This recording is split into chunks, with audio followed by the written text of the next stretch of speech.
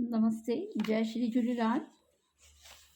पाण MDS university Ajmer जे द्वारा जेको सिलेबस आहे उन मां MA प्रीवियस ईयर उन मां पाण सेकंड पेपर सिंधी गद्य व नाटक जी चौथी इकाई सुञाणप जो संकट कहाणी जो संग्रह जेको डॉक्टर मोतीलाल जोतवाणी साहब जो आहे उन्हनि खे पाण करे रहिया आहियूं। उन्हनि मां कल्ह पाण सती कहाणी खईसीं, 4 ॼणा वक़्तु ऐं 3 दोस्त, जंहिंजो पहिरियों भाग पढ़ियोसीं जंहिंमें हरिप्रकाश, राजेंद्र ऐं जयराम टिनी दोस्तनि जी ॾेखारी वई अथई। हुननि जी दोस्ती जो कॉलेज में रहनि था उनजो सॼो ॾिनो अथई। ऐं हाणे कहाणी जो पाण सेकंड भाग खणूं था। सेकंड भाग में जयराम, राजेंद्र ऐं हरिप्रसाद सां गॾु हिननि जी विवाहिक जीवन जो ॾेखारियो अथई कि जयराम जी ज़ाल जो नालो आहे कमला, राजेंद्र जी ज़ाल जो नालो गौरी ऐं हरिप्रसाद जी ज़ाल जो नालो आहे पुष्पा। ही कमला, गौरी, पुष्पा हिन कहाणी में 3 नए किरदारनि जी हिन में एंट्री ॾेखारी अथई। हलो पाण पढ़ूं था कहाणी जो ॿियो भाग। हिन कहाणी जे मथे पहिरें भाग जी घटना खां 3 साल पोइ जी ॻाल्हि आहे। कमरे में चुप चुपाई हुअण करे घड़ियाल जी टिक टिक ॿुधण में अची रही हुई। सुबुह जा 9:30 खनि थिया हुआ। जयराम मंझंदि जी रसोईअ जे लाइ अॻो पोइ हींअर ई भाॼी तयारु करे रखी हुई ऐं अटो बि ॻोहे रखियो हो। हू कोठे कंपाउंड वारी ट्रेज़री ऑफिस में मुलाज़िम हो ऐं जंक्शन प्लॉट में किराए जे मकान में रहंदो हो। हू मंझंदि जो घर में ई रोटी खाइण ईंदो हो।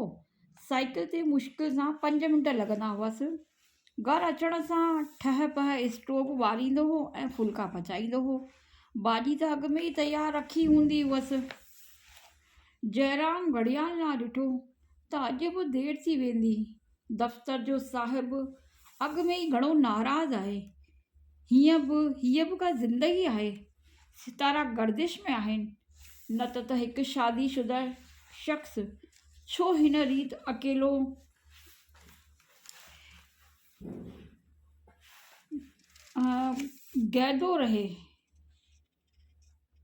गिहंदो रहे। पाण ई रोटी ठाहे ऐं खाए, नौकरी करे घर अचे त घर जी देवी न हुजे। हिन खां हिकु थधो शूकारो भरिजी वियो। हू सोचण लॻो, घर जे दरवाज़े वटि इंतज़ार ते बीठल पत्नीअ जी खीकार, पतीअ जे सारे ॾींहं जी थकावट ऐं दफ़्तर जे साहिब जी नाराज़गीअ जो भार दूर करे थी ऐं पतीअ में नओं उत्साह ऐं नओं बल भरे थी। हिन खट हेठां पियल बूट ॿाहिरि कढियो। बूट जा जोराब घणनि ॾींहंनि खां मेरा थी विया हुआ। गंजी कछो बि त भित ते 3 ॾींहंनि खां पियो हुअसि। कपिड़ा टंगण वारी किलीअ ते बि ॻाढ़नि सावनि कपिड़नि जो ढेर लॻो पियो हो। संदसि दिलि ई न थिए जो खणी नंढा नंढा कपिड़ा धोई विझे। वॾा कपिड़ा बि धोईंदो हुअसि। हिन तड़ तकड़ में पेरनि में बूट पातो ऐं साइकिल ॿाहिरि कढियाई। उहो साइकिल ते सवार थियो ऐं हवा सां ॻाल्हियूं करण लॻो। कमला, तो मूं सां ठीकु न कयो। छा तोखे ईअं करणु खपंदो हो? हिकु नंढी छोकिरी थोरे तां बची वई, न त साइकिल जे हेठां अची वञे हा। जयराम ऑफिस पहुतो त ॾिठई संदसि टेबल ते सुबुह जी डाक में आयल हिकु पोस्ट कार्ड पियो हो। पोस्ट कार्ड पढ़ण सां संदसि अखियूं भरिजी आयूं। जयराम जी दिलि ऑफिस जे कम में न लॻी। हू मोकल करे अची पिणा बाज़ार में नीलम रेस्टोरेंट में पहुतो। नीलम रेस्टोरेंट जो मालिक ॿियो कोई न हो, हिन जो दोस्त अॻूणो हम क्लासी राजेंद्र हो। खेसि रेस्टोरेंट मां चङी ख़ासी कमाई हुई। पंहिंजे पीउ जी वफ़ात खां पोइ हू चोटाला ॻोठ वारी बनी विकिणी हिन शहर में अची थाईको थी वेठो हो। शुरूअ खां ई खेसि राजकोट शहर ॾाढो वणंदो हो। जयराम खे ॾिसी राजेंद्र काउंटर जे भरिसां हिकु ॿी बि कुर्सी विझाराई ऐं अंदरि आवाज़ ॾिनई, हिकु चांहि ॿ बिस्किट। जयराम चयो, अॼु अकेलो चांहि पीअण ते दिलि नथी थिए। राजेंद्र पुछियो, ॻाल्हि कर, अॼु तूं ईअं छो आहीं? उदास त सदाईं रही थो, पर अॼु घणो घणो उदास लॻी थो। चङो, मां बि तोसां गॾु चांहि पीअंदुसि। ऐं हिन पंहिंजे अॻियां ऑर्डर में दुरुस्ती सम्झाइण जे ख़्याल खां ॿ चांहि लफ़्ज़ ते वधीक ज़ोर ॾींदे अंदरि आवाज़ ॾिनो, 2 चांहि जा कोप, 2 बिस्किट। राजेंद्र, अॼु मां हिते चांहि न पीअंदसि। मां सभु कुझु टुटंदो महसूसु करे रहियो आहियां। मां ॾिसण थो चाहियां त सभु कुझु टुटल न आहे, कुझु अहिड़ो बि आहे जो बिल्कुलु ठीकु आहे। अॼु मां भाभीअ जे हथ जी ठहियल चांहि पीअंदुसि, जयराम यकसाई चई वियो। राजेंद्र खे खेसि स्वभाव जी ख़बर हुई। हू ज़रा खिलियो। हिकु भेरो कंहिं ग्राहक सां गॾु काउंटर ताईं आयो ऐं 6 आना चई वापसि वञी रहियो हो। राजेंद्र खेसि सॾु करे चयो, अंदरि मना करे छॾ, हिते चांहि न मोकिले। जयराम गुमसुम वेठो रहियो। हिन पेंट जे खीसे मां सिगरेट जो पैकेट ऐं माचीस कढियो, तीली ॿारी ऐं सिगरेट दुखायो। खेसि सिगरेट जे धुएं में नाना प्रकार जा चित्र ॾिसण में ईंदा आहिनि। खिन पल रखी हिन सिगरेट जो पैकेट ऐं माचीस खीसे में रखियो। खीसे मां कार्ड कढियो ऐं पढ़ण लॻो। सुठी सबाजी पुष्प भाभीअ जो लिखियलु हो। प्रिय दादा, हिमत करे ही पहिरियों ख़त लिखी रही आहियां। तव्हां हिन जे घणो वेझो आहियो, तव्हां खेनि सम्झाए सघंदा। ॾिसां वेठी मुंहिंजी तपस्या में किथे का काण रहिजी वई आहे, इन करे मुंहिंजो देवता मूंखां दूर आहे।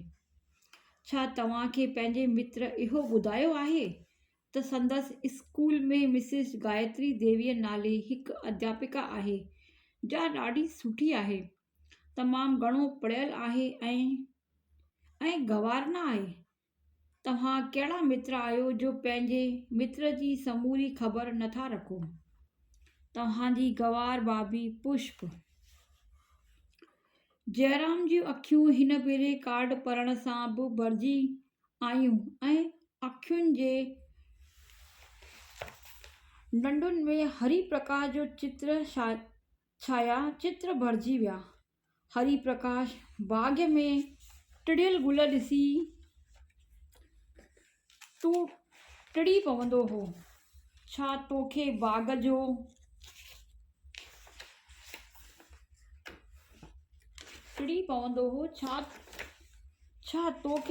जो ई पुष्प मोहींदो आहे?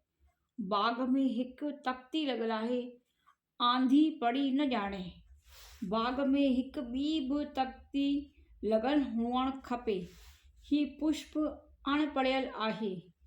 छा तूं अणपढ़ियल पुष्प खे प्यार न कंदे? एतिरे में राजेंद्र जो नंढो भाउ कॉलेज मां मोटियो। हू फर्स्ट ईयर BA में हिन साल दाख़िल थियो हो। राजेंद्र खेसि काउंटर ते विहारे पाण जयराम सां गॾु ॿाहिरि निकितो।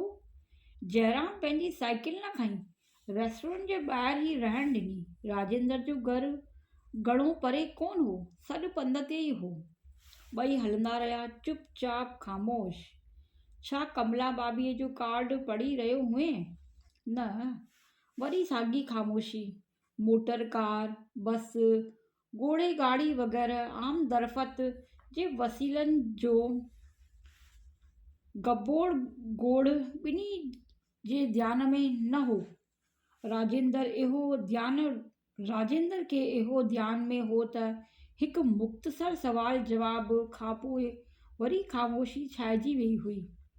जयराम खे त इहो बि ख़्यालु न रहियो हो हू अलाह जे छा सोचे रहियो हो। राजेंद्र जो मकान सदर खलके में पशु दवाख़ाने जे भरिसां हो। जल्द ई उहे ॿई घर पहुची विया। अमी, कीअं आहियो? जयराम राजेंद्र जी माउ खे हथ जोड़े नमस्कार कंदे चयो। राजेंद्र जी ॿुढी माउ घर जी कुंड में वेठी कंहिं धर्मी ग्रंथ जो पाठ करे रही हुई। जयराम जो आवाज़ ॿुधी मुंहुं मथे कयई, पुट तूं ॿुधाए कीअं आई? हिन भेरे त ॾाढा ॾींहं लॻायई, छा पंहिंजे घर वियो हुए? न अम्मी, इते ई हुअसि। अंदरां रसोई मां धीरे धीरे आवाज़ आयो। मां पंहिंजे नंढे बबूअ खे चई रही हुई, राका ॿाहिरि ॾिस त केरु आयो आहे। पुट अंकल आयो अथई। 1.5 साल खनि जो राकेश पंहिंजे अलबेली चाल सां अची जयराम खे चिंबड़ियो। हिन खेसि झटपट गोद में खंयो ऐं संदसि गिलनि ते हल्की मिठी ॾिनी। हाणे जयराम पंहिंजी तबियत हल्की हल्की महसूस कई। संदसि मन जो भार अलाजे किथे किरी पियो, मन ते न रहियो।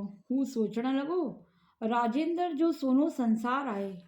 हू माउ खे सुखियो सताबो रखे थो, भाउ खे कॉलेज में पढ़ाए थो, ज़ाल ऐं ॿार खे ठीक वक़्त ते हर रोज़ु घुमाइण फेराइण वठी वञे थो। कॉलेजी ॾींहंनि वारी उहा छेगड़ी छोरी राजेंद्र खे सुखी रखे वेठी आहे। वेचारी बुढी माउ जो छा थिए हा। राजेंद्र पंहिंजे पीउ जे जीअरे पीउ जी ॻाल्हि न मञी हुई। चवंदो हो, मां थो करियां इन ॻोठाणी छोकिरीअ सां शादी, मूंखे करणी आहे, शादी मूंखे करणी आहे। पोइ मुंहिंजे पीउ गौरीअ जे पीउ खे छो अंजाम ॾिनो? राजेंद्र पीउ जी इच्छा पीउ जे मरण पुॼाणा पूरी कई। दादा ठीकु आहियो? नंढो राकेश तव्हांखे खूब यादि कंदो आहे, कमरे में प्रवेश कंदे गौरीअ चयो। जयराम वीचार सागर मां ॿाहिरि निकिरी आयो। हल्को छिरक भरे चयई, मां बि त हिन शरारतीअ खे खूब यादि कंदो आहियां। ऐं हा भाभी, तव्हां चओ ई चओ, उन खां अॻु मां तव्हांखे चवां, मां चांहि पीअंदुसि। राजेंद्र खिलंदे चयो, गौरी, जयराम दुकान ते ई चयो, अॼु मां भाभीअ जे हथ जी ठहियल चांहि पीअंदुसि। फिज़ा में सुरहाण फैलिजी वई। बुढी माउ धर्मी पुस्तक तां मुंहुं मथे कयो। वो मुरकी रही हुई। गौरीअ जे पेरनि में ॼण घुंघरू पइजी विया हुआ। हूअ झनकार भरियल चाल सां अंदरि रसोई ॾांहुं हली वेई। जयराम तो इहो न ॿुधायो त हू कंहिंजो कार्ड पढ़ी रहियो हुए, त तूं कंहिंजो कार्ड पढ़ी रहियो हुए। ख़बर नाहे राजेंद्र का ॻाल्हि छेड़ण जे ख़्याल खां या अॻे ई ॻाल्हि जो सिलसिलो क़ाइमु करण जे लिहाज़ खां पुछियो। जयराम खीसे मां कार्ड कढी खेसि ॾिनो, चयो कुझु न, ऐं पोइ बि सभु कुझु चई ॾिनो, ॿुधाए छॾियो। राजेंद्र कार्ड पढ़ी चंचल थी वियो, दुड़ी उथियो। छा इन करे तोखे अॼु हिन पंहिंजी भाभीअ जी ख़बर रखण जो वीचार आयो? पर भाभी अणपढ़ियल कीअं थी?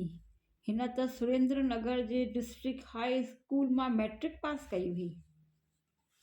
राजेंद्र सोचण लॻो, पुष्प भाभी अणपढ़ियल की न थी? हा, हूअ घणो पढ़ियल न आहे। गौरी त ॻोठ जे पाठशाला मां सिर्फ़ 8 दर्जा पास कया आहिनि। पर जेकॾहिं छोकिरी सुठी ऐं सुशील हुजे त जीवन साथीअ जे रूप में सुठी चूंड हुअणु खपे।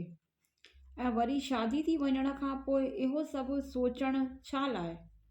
ज़ाल मुड़ुस ॿई गॾिजी हिक ॿिए जूं ख़ामियूं दूर करे सघनि था। राजेंद्र खे हरिप्रसाद ते गुस्सो अचण लॻो। ज़ाहिर में ख़ामोशी छायल हुई, पर अहिड़नि मौक़नि ते ख़ामोशी शेषनाग जे हज़ारनि ॼिभुनि सां ॿोलींदी आहे। उहे ॿई चुपचाप अलाजे छा ॻाल्हाए रहिया हुआ। जयराम जी अखियुनि में हरिप्रकाश जा छायाचित्र भरिजी विया। हरिप्रकाश, तूं छा अणपढ़ियल, पुष्प खे प्यार न कंदे? हिकु दफ़े तो चयो हो, आंधी अंधी थींदी आहे, पढ़ी न ॼाणे। मां त पढ़ी सघंदो आहियां। उन वक़्तु मूं उन खे सच ॼाणी विश्वास कयो हो, लेकिन हींअर मूंखे लॻे थो त तूं बि पढ़ी न ॼाणी। तुंहिंजी वासना जी आंधी तुंहिंजो ज्ञान भुलाए छॾियो आहे। आंधी पढ़ी न ॼाणे, तूं बि पढ़ी न ॼाणी। ओचितो जयराम चयो, अॼु मां दफ़्तर में न वेठुसि, मोकल करे आयुसि। हींअर ECST बस में सुरेंद्र नगर वेंदसि ऐं हरि प्रकाश सां सभु कुझु मालूम कंदसि। छा तूं हाणे सुरेंद्र नगर वेंदे? हा, पर मां सुरेंद्र नगर हली न सघंदुसि। हाउ, तूं धंधो छॾे कीअं निकिरी सघंदे? लेकिन मां ॿिए हंधि वञणु चाहियां थो। तूं सुरेंद्र नगर में हरि प्रकाश ऐं भाभीअ खे असां ॿिन्ही जूं यादगिरियूं ॾिज। ऐं हा, चोटाले में चांहि जी पिड़ीअ वारे खे राम राम चइजि। हू पाण चौथे ॾींहुं रेस्टोरेंट तां मोटी वियो आहे। मां न हुअसि, न मिली सघियोमांसि। तो चयो, मां ॿिए हंधि वञणु चाहियां थो। तूं केॾांहुं वेंदे? मूंसां गॾु हल, थी ईंदासीं। न जयराम, तूं हुतां थी आयो। हिन वक़्तु मुंहिंजो ध्यानु कमला भाभीअ ॾांहुं वञी रहियो आहे। मां कमला भाभीअ खां पुछणु चाहियां थो त हूअ तोखां हिन रीति कीअं जुदा रही सघे थी। तो सादी छोकिरीअ सादे लिबास में स्वीकार कई हुई। ॿिन्ही दूरियुनि जो ख़र्च थियणु न ॾिनो हो। हाणे हू देखा देखी उचा वॻा ऐं ज़ेवर छो तलबे थी? मां भाभीअ खे ॿुधाइणु चाहियां थो त हाणे तूं खेसि संदसि प्रसिद्ध नाले कमला सां ई यादि कंदो आहीं ऐं शादीअ जी पहिरीं राति ॾिनल नालो सुशीला विसारे वेठो आहीं। राजेंद्र जे जज़्बात में ॿोॾ आई हुई। जयराम खे अलाजे छा थियणु लॻो हो। घड़ियाल जी टिक टिक ज़ोर सां ॿुधण ते आई ऐं ॿई दोस्त जयराम ऐं राजेंद्र चांहि जो इंतज़ारु करणु लॻा।